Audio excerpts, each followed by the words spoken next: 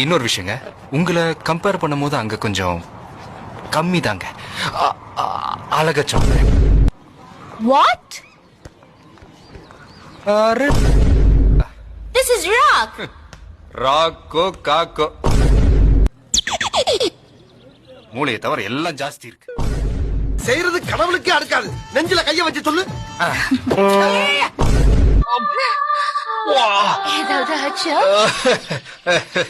சூடாயிடுச்சுங்க. Oh, really? ஆமாங்க, இந்த break போடும் போது உராசுதுங்கல்ல, அதுல ரொம்பவும் சூடாயிடுச்சுங்க.